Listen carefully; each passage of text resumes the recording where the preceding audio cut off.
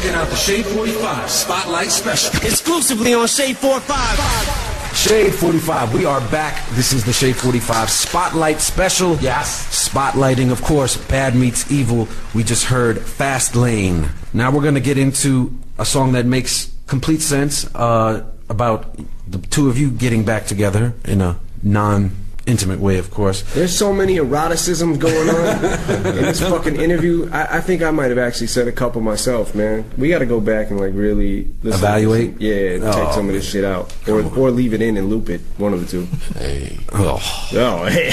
Anyways, the next track is called The Reunion. God damn. And it is produced by Sid Romes, who's actually two people, Joey Chavez, and I forget his man's name, god damn. And of course you also co-produced on this one as well. Again, I guess it kind of speaks to you guys kind of growing up, kind of putting all the bullshit aside. Except it's not a very grown-up record at all, is it? No. It's but these guys haven't based on a true story. Yeah, this is based on a true story. So, do you care to illuminate the people a little bit? Nah, it's based on a true story. So listen. Okay. Well, It's called The Reunion. Check it out. It's called The Reunion. This is actually how we link back up. This is the true story behind how we link back up. The Reunion on Shade 45. This next song. Exclusively on Shade 45. Shade 45 Spotlight Special. I am Reef the Streets. I'm here with Royce the 5'9", Eminem, Yep. and the Overseer, Paul Rosenberg. We just listened to The Reunion, and we're getting to the fourth track on this EP, entitled Above the Law, produced by Mr. Porter, who we know as Denon, and he produced the bulk of this record, and kind of describe his role in I guess working with the two of you separately and together, and how his influence helped the overall development of the project. Well, you want me to do it? Yeah. Well, Mr. Porter is kind of like he was kind of like the glue between me and Marshall for a minute. Like, me and him was working together for a while before me and him started working together. Then we all started traveling together, having a lot of creative conversations, and we just felt like when you got somebody that good in house, like, you don't really need to look in a whole lot of different directions. You know what I'm saying? So, and we didn't know what we was doing. We wasn't going out looking for beats because we didn't even know we was doing a project. We were just cutting random. So he'd bring something to the studio, and You were keeping it organic. Yeah, we were just keeping it organic. Yeah, and sometimes on some of them trips, he would bring his computer or bring beats with him. Put the shit on a CD, give it to me, give it to Royce, and we would just go through and not only I feel like. The Shade 45 Spotlight Special. Exclusively on Shade 45. All right, we are back. The Shade 45 Spotlight Special. I am Reef, a.k.a. Reef the Streets, with Royce the 5'9", Eminem, Bad Meets Evil, From Hell.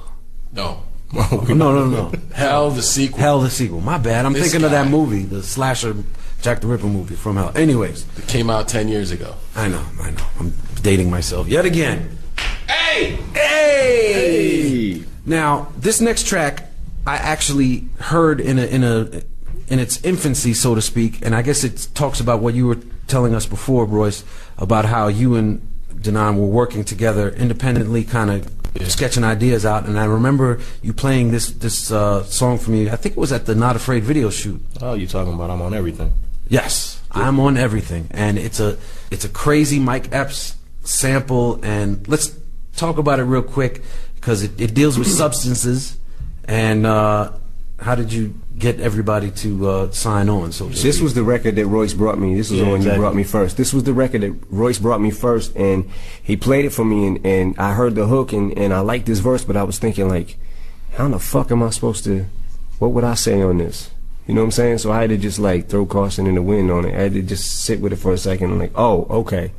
Let me. Was that difficult for you because the song deals with substances? It deals with booze. It's dealing with liquor, weed, everything. Yeah, I just had to put all of that shit aside for a second and just approach the record how I would approach it. You know what I'm saying? And not try to overthink it. Well, wait a minute, I don't do everything anymore. And fuck that. I guess, Royce, when you initially came up with this record with Denon, did you think that Marshall was going to get on it? No. Shade 45 Spotlight Special. Exclusively on Shade 45. We are back on the Shade 45 Spotlight. I am Reef. He is Marshall, and he is Royce Royce. is on Twitter. And Royce is on. I'm not on Twitter. Royce. I promise. Royce is a Twitter addict, by the way. Why don't you just give out your Twitter right now? Follow me at The Real Royce 59. There it is. The Real Royce, all spelled out, the number 59. And that's ROYCE for you illiterates out there, a.k.a. our loyal listening public. The song Kiss, which I was a little shocked by the title, considering you're not kissing each other. Let's keep it funky. But produced by Bangladesh, you know, a guy that produced a Millie for Lil Wayne. Let's talk about the genesis of that record real quick, and you know, what's it all about? I think one of the reasons that record came about was after listening to the EP and listening to everything we had. I think, you know, Royce and I wanted to do, like, we had so much fun doing some of the records, like I'm on Everything and, you know, the back and forth and whatnot, that we wanted to have at least one more record like that, where we, you know what I'm saying, like where we just kind of went in there and just kind of spazzed out and just see what happens. You know, what if I say this line? What would you say, you know, after I say this? And the best part about it is kicking him out the room, letting me say my line, and then have him come back, hear it, then I go out the room. You know what I'm saying? It's the like, I don't sit there and listen to what he's laying while he's laying it, and he doesn't do that with me. It's kind of like we want to surprise each other, and it's like, okay, like I'll come back in the room, listen to what he did. All right, give me a second, you know, think of something, go in there and say it. You know, he'll come back in. Oh, okay, you said this. All right, I'm gonna say this, and that's, you know, that's where the fun comes in when we start doing that kind of shit. So it seems like you had a lot of fun overall on this project. Shade 45 Spotlight Special. Exclusively on Shade 45. All right, we're back. We're back, and we're about to get into more from Bad Meets Evil. And this song, I guess this is like, reminds me a little bit of, you know, your past record, Marshall, where the music was like stadium music. It was described to me as by somebody, that you really get that kind of like you're in a big-ass venue and the lighters are up in the air and you're on stage and you're rocking on that type of level where the music just sounds big and dramatic. And this song is called Lighters, speaking of lighters, featuring Bruno Mars, and kind of give us a little insight into the record. And oh, what do you know? You co-produced this one too.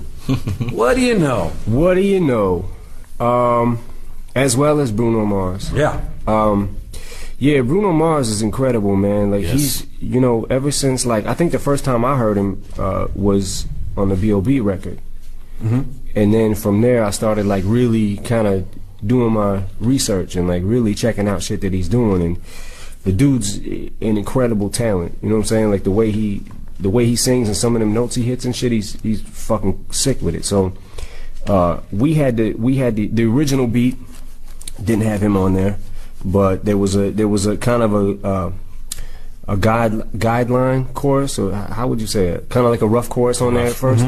There was a rough chorus on there, and me and Royce laid our verses to it, and basically just went to him, approached him, and see if he would do it. You know, was hoping that he'd be down to do the record, and he was. So, and then he came in and he rewrote some things and put his own twist on it, and Because it's a little bit more serious than some of the other records, which are kind of just more like, you know, lyrical and fun and kind of like not shock value, but you know what I'm saying? A lot of this shit is, I'd say a majority of the EP, the bulk of it is just us having fun and just wanting to go in there and kind of just do some, like, let's not stick to the basic, you know, the typical album structure, you know, of the way everybody else is doing things, and try to be, you know, go out of a way to do things. Let's just have fun with it first and see where it takes us. And then some of these records came in a little bit later, and this one in particular, we did feel like